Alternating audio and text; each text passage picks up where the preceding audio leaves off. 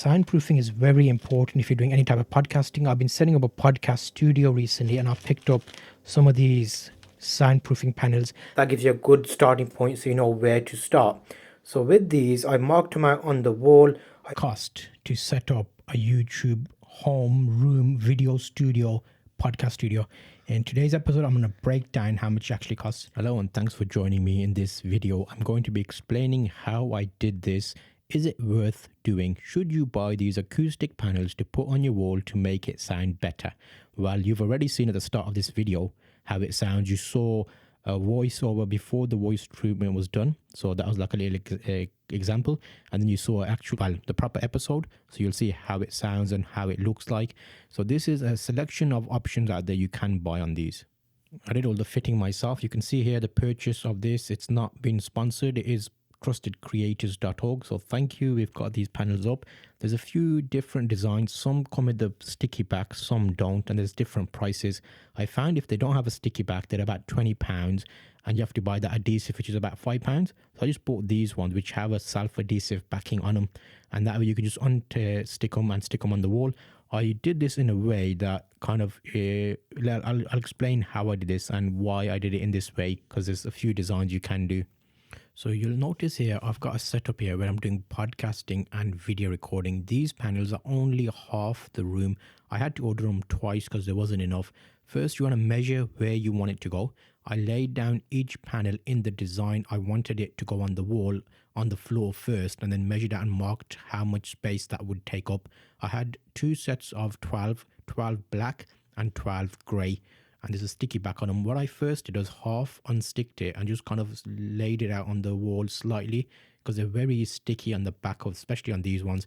I'll put a link in the description to the ones I brought. You can check the price on them and see how they work for you. You can either buy them through my link, which supports the channel, or you can go over on eBay and see if it's a little bit cheaper or find them anywhere else, whatever works best for you. Main thing here is showing you the result and how it works out. You'll see here with this setup, it's as easy as peeling up and just designing it on the wall. There's a few tips to keep in mind with these. Try and already visualize the pattern that you want on the floor and then measure out how much space it's going to use up and see where you want to start. I did a slight black gray and a diagonal angle, and some of them weren't exactly spot on in terms of cutting. So there was a slight gap in between some of them, which was a bit tricky to avoid. But if you start from one position and work out and fan out, that should work really well for you. And with these, they're not really the foam acoustic panels. I've seen loads of those and I've used them in the past. It's like when you have packaging foam and that spongy stuff, it's like that. But this is more like a hard material. I'll compare this to like a thick velvet type material. They're not your conventional foam type. These are hexagon acoustic panels that you put on the wall. They come with self-sticky packs. I'm just getting into the pack here, show you the size. You can get them in various sizes, but they dampen the quality of the sound coming into your room. So you can see here, it's got a sticky back and there's different colors available. So it's more like a panel that stops noise coming in and bouncing about. So it's not a bouncy. So if I put it here, you'll hear the difference in the audio. If I put two of them up, it's like this. So right now I'm speaking into the microphone. You should hear a big difference. Let's get another one up. So right now I'm making a bit of a concave around my microphone, and these are going to go on the wall. So they're actually very easy to apply. You've got a sticky back on them.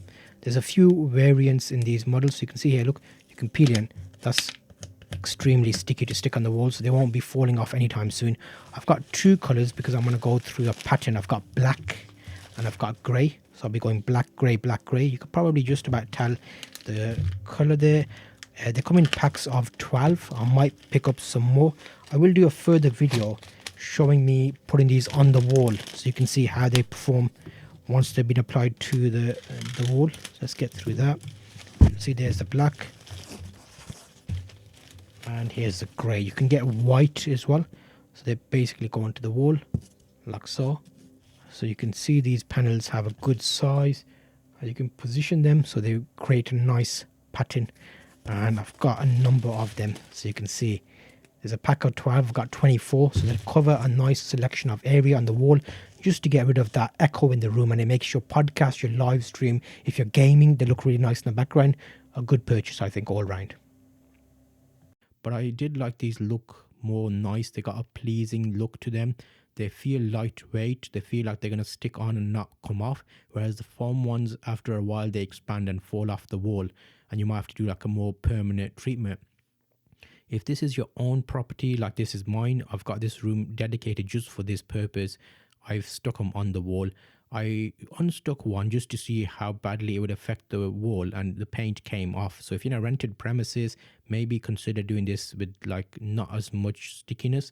So not peel all the sticking back off the back, maybe peel some of it off, but you'll have to experiment with your own purpose there. So you'll see now what I've done is I've gone back and then slowly stuck them on fully. So the first time I did like a little light pass, half stick them on just to see if it looked right where it was.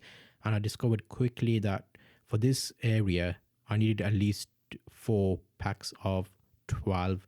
So I had 24, 48 panels in total. On the photo, I thought these panels would be bigger, to be honest. But when they came in, they were half the size I thought they were. That's why I'm making these videos, to explain to you that, you know what, the photos can be misleading sometimes on the adverts. So keep an eye on those.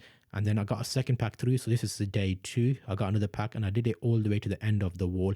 Right now, I am actually voice overing in this room.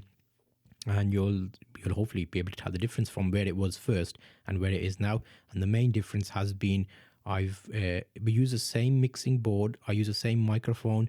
This is in the same room. I'm facing the wall with these items on, so you can see a voiceover in the first video. That's exactly how I'm sitting. And the curtains are already in the background, so they already provide some type of like echo reduction. But they did do well. They look nice. They're expensive, maybe it's about £100 I bought 4 packs for. And I think for a full wall of this size, this is maybe 3 meters by 1.5 meters that's covered by these panels. I only did the area where I'm sitting. If I did the whole wall, I'd probably need another £100 worth. So £200 for a fully sorted out wall might not be that bad. I wanted to give you a quick view on this as it was finished, because I did do a few adjustments in the room. I put an extra shelf behind me, and the audio, I changed the desk around, did the microphone changes. So you will have little bits of this where you will need to adjust over time just to get the best layout. And you can see here I've got an electric desk. There was some echo coming off the desk, so I got a mouse mat as well to help out with that. I got a cube shelf in the background, put a bit of interest there, like some old anime characters, and some LED lights to add a bit of background interest and backlighting when we're sitting down. You'll see here overall it doesn't take a lot to actually set up your own studio. What I will do is at the end of this clip, I will put the start of my next episode where I break down how much it costs me to set up a home studio. So you can watch that full video soon, but here's a preview of that video. How much does it cost to set up a YouTube home room video studio, podcast studio? In today's episode, I'm going to break down how much it actually costs. We've already had a guess.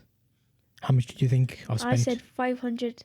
£500, yes. Okay, so this is basically a room that we've made into a podcast video studio. So this includes everything that I've brought from scratch. You can do this on a lower budget. However, we spent a little bit